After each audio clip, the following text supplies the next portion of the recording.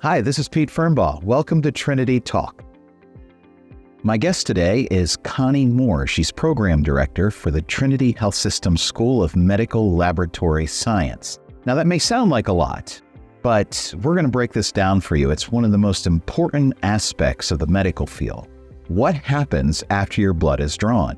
What happens when the phlebotomist takes it to that mysterious dark room? Well, Connie has all the secrets and knows all the answers. And really, today we want to draw more attention to the importance of medical laboratory science. So Connie, thank you so much for being on Trinity Talk today. Thank you very much for having me.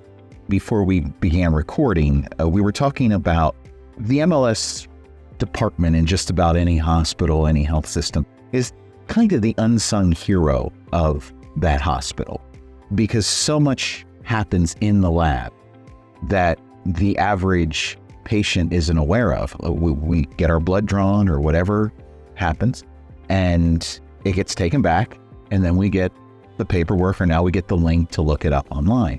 But a lot happens between the blood being drawn and it being taken to, as I said, that mysterious dark room. So first of all, let's break down the importance of an MLS program to a health system. Let's just start there, get really basic with me on how important that is for Trinity Health System and any other health system. Sure. So the laboratory is filled with medical laboratory professionals. And we actually have sort of like two tiers of education. There's the medical laboratory technician who has an associate degree. And then there's the medical laboratory scientist who has the bachelor's degree. The MLSs are the kind of the professionals who do the work. They can be supervisors, they can oversee the MLTs, but all in all, it's a team and it's a teamwork environment because patients, the bottom line, and they're performing all of the testing that goes on with the blood specimens or the cultures or the body fluids that are obtained from the patient. So our program is trying to fill the needs of not only our local hospitals, but regional and even national hospitals because there's a shortage of medical laboratory personnel. So we're trying to do our little part. Yes. So with the laboratory science, I want to emphasize that the program here at Trinity Health System is a school. Correct. Students enroll, they go through it, they graduate, and then they're eligible to not just work here in that field, but elsewhere, correct? Correct. So how long has the school been in existence? Well, actually, the school started at the former Ohio Valley Hospital way back in 1954, I believe. And for 50 years or so, that school provided the area with qualified medical laboratory scientists. Back then, it was called medical technology. Right. Basically the same thing. The profession's kind of gone through a little bit of a metamorphosis as far as our titles go. Medical technology means something a little different today. It's really the same. Yeah, it's really the same. Okay. It's just a kind of a name change for our professionals. Okay. But then when Ohio Valley Hospital and St. John Hospital formed Trinity, there were some logistic issues, so they decided to close the program. Then we fast forward into the 2000s. That happened in 1999, 2000.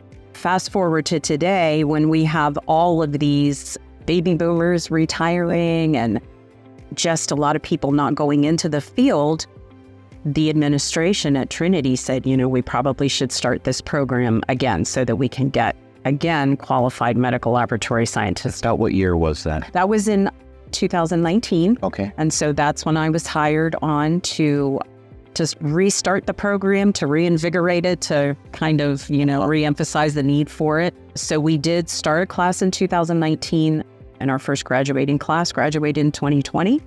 So we had to withstand COVID in the middle of the first year. It was really crazy, but we did it. And now we're in our 7th class. What a time to restart a school of medical laboratory. That's correct. I'm sure they were getting a lot of hands-on training. Absolutely, A lot of real-world experience. Very much real world. And that's actually about as real world as it could get. Yeah, and that's actually what our program is based on, is real-time learning, because our students will be lectured in each aspect of the lab, which a lot of people don't realize how many departments there are within the laboratory department. So they experience lectures in all of those different areas, and then they have the practicum experience right alongside the scientists who are performing the test. That's remarkable. So almost from day one, Yes. they are getting practical. It's practical. That's remarkable. You mentioned that there are a lot of different departments in MLS. So let's break those down. So tell us, what are some of those departments? Because honestly, we're the layperson like myself, not aware of that. Yeah, absolutely. So we have clinical chemistry. So it's a very automated department. They've got a lot of sophisticated instrumentation that costs a lot of money. And they're probably the most productive of the departments because of the variety of testing that clinical chemistry does. So we're talking glucose analysis, electrolytes, liver function tests, hormone testing, lipid testing. That one department of MLS that touches so many different facets. Yes, it does. On the floor. Yes. I mean, that's remarkable. Yeah. What's another department? Hematology. Hematology is the study of blood cells. So that's where we do complete blood counts. And not only just the count of, what your white blood cell count is or what your red blood cell count is, but how those cells are functioning in the body, as well as coagulation studies. We do open heart surgeries here at Trinity. Yeah. So it's very important with any surgery, really, that the patient's not going to bleed out on the table. So the laboratory, of course, has to perform these testing, sometimes right away, sometimes for pre-admission testing for the patients who are going to have the surgery to make sure that they don't have any clotting problems, going on. It's interesting because we've just done 2 departments. How many departments are there in all? Well, then there's urinalysis and there's blood bank, which is very important. Yeah. Because they do the compatibility testing if a patient would need blood transfusions. And then there's microbiology that does all of the cultures that might be taken, everything from blood cultures for patients who have bacteremia or sepsis to throat cultures when your child has, a group A strep infection and beyond. Yeah. So, I mean, that's staggering. You're providing the specialist, the doctors, the nurses, and the patients with the data they need to make their diagnoses. Yes. Statistics from the American Society for Clinical Pathology, which is the agency that is comprised of pathologists and medical laboratory scientists. They actually provide the certification test that our students take, which is a national certification. According to ASCP, 70% of a doctor's decision on how they're going to treat their patient depends upon the laboratory results that they get from these professionals. And yet, we were talking and you said since the 80s. How did you phrase it? I don't remember, but we've gone through an identity crisis. That was it, an identity crisis, yeah. For a long time. Why? I think part of it is because the laboratory is sort of historically and typically in the basement or beside the morgue or someplace like that. And the only person from the laboratory that the patient sees is a phlebotomist. Maybe they see them when they draw their blood. In many facilities, nursing is responsible for obtaining specimens for inpatients. So I think that people just are not aware of all of the education that it takes for a medical laboratory scientist to learn the procedures, to be able to not interpret the test from a physician standpoint, but to interpret those results as, are these normal or abnormal? Right. And is the abnormality due to the disease state of the patient or something wrong with the test? And so there's just a lot of education that goes into it. Does it help to not interact with the patients directly? Does it help with your data analysis? It actually probably hinders it from the fact that we don't see the patient very often, if at all. So we do have to kind of remember, hey, this is a patient, not a tube of blood. So that's one of the things that I do with our students is, I emphasize that this tube of blood represents, I tell them, think about the person that's most important to you. Might be yourself, it might be your mom, your dad, your significant other, whomever. That's who this tube of blood is, okay? That's who this tube of blood represents. So we have to remember that there are patients behind the tubes of blood to do the analysis because it's always got to be the bottom line.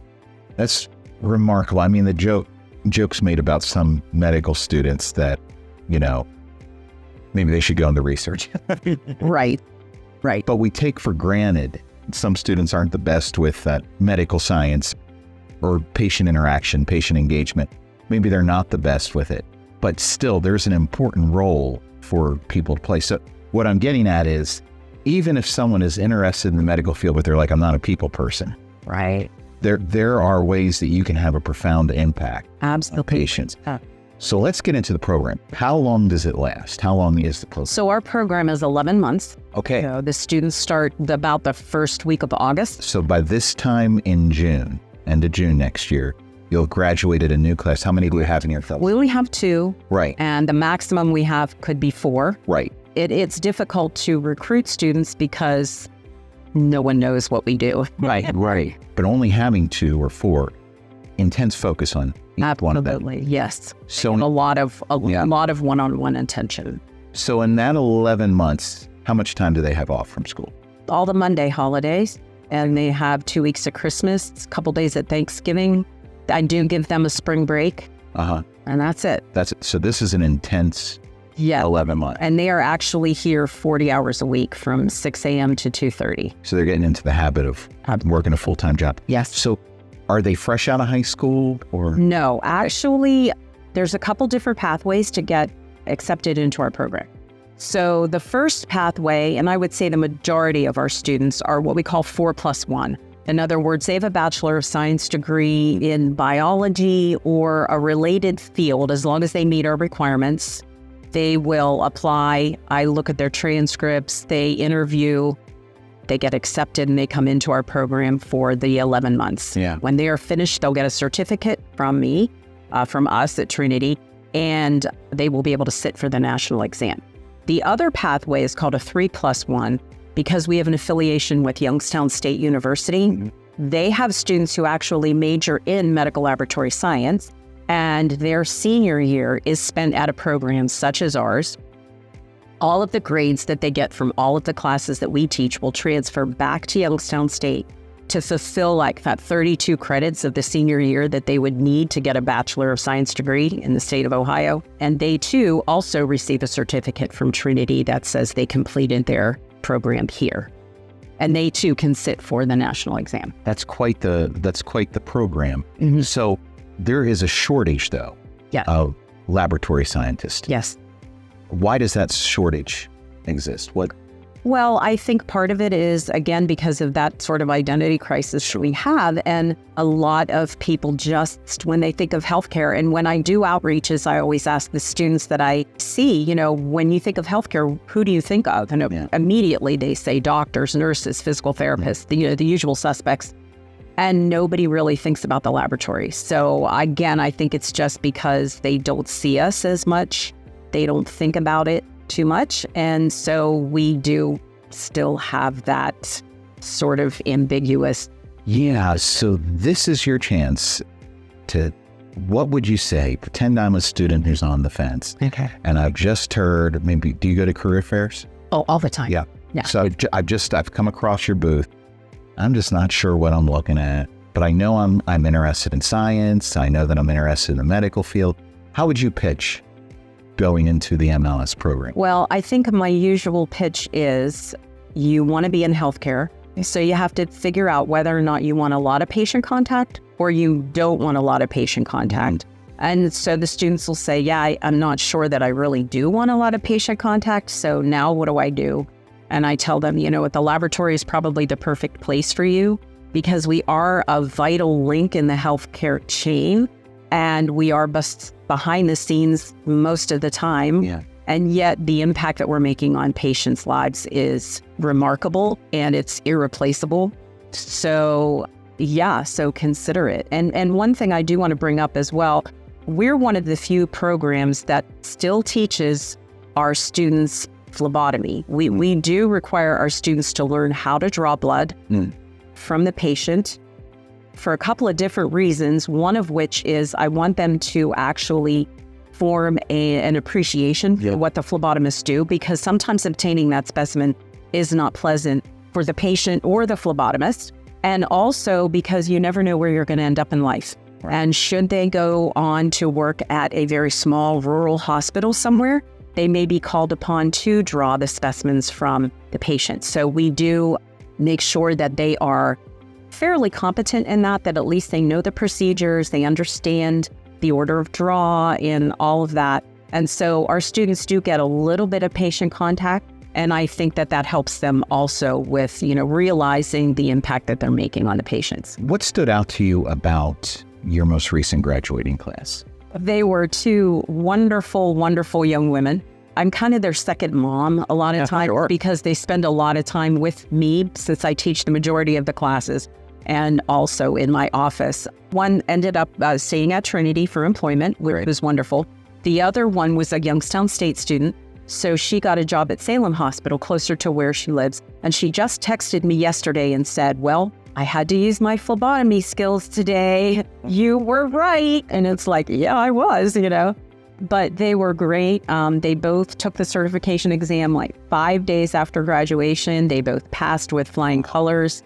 We have a very good pass rate for the certification exam. And yeah, I mean, I expect all of my classes and all of my graduates to set the world on fire. Yeah. And they do. The previous class before last year's, one of the gals texted me the other day, she just had an interview to become the lead technologist in blood bank in where she is living in Maine. Actually have a graduate from a few years ago that is working at SeaWorld in San Diego because that's where she's from. So after she worked here for about a year or two, she decided she wanted to go back home with her family. So she ended up getting a job at SeaWorld. So that's wonderful. There's a lot of career opportunities too, starting off in the laboratory that people don't think of or realize. Sure. As we wrap this up, is there anything else you'd like to say to our audience? Anything that I didn't cover in my questions? I think that you cover, pretty well everything. What I would just like to say is just the recognition, if they think about the next time they get their blood drawn, about the professionals who are actually performing the testing. There's a lot of college graduates out there all dressed up with their biology degrees with no place to go. Yeah. Because a lot of times they want to set the world on fire. They want to go into research. They want to go to medical school. They want to go to PA school. But then when the time comes, they don't have the funds or the dedication to do that or whatever. But they still want to be in healthcare. What do? So recommend them to our program because the laboratory might be the perfect fit for them. That's a great idea. If you've got a general science degree or you went into chemistry and you don't know what to do with it. Yeah. Check out a laboratory program because our professionals are needed. I think you can go on to the Bureau of Labor and Statistics. And they predict, thousands really of MLSs that are going to be needed in the next 5 years. And yet the graduate numbers are so low. I mean, even our graduate numbers are low, really. Mainly it's simply because of a lack of awareness. Well, Connie, thank you so much for being with us today. I hope we've sparked interest in somebody out there. I hope more than one somebody. Yeah, more than one for sure. And for having me. Absolutely. And just good luck with your new school year. I'm sure you have 2 more stellar students. And yep, so far so good. It's only been a couple weeks, right? They're promising. But thank you for all you do, and thank you for helping us draw some light on much ignored but essential aspect of health. So thank you so much. Thank you for having me. Absolutely. I've enjoyed it. Excellent. Thank you. And we will see you next time back here on Trinity Talk. Thank you for listening.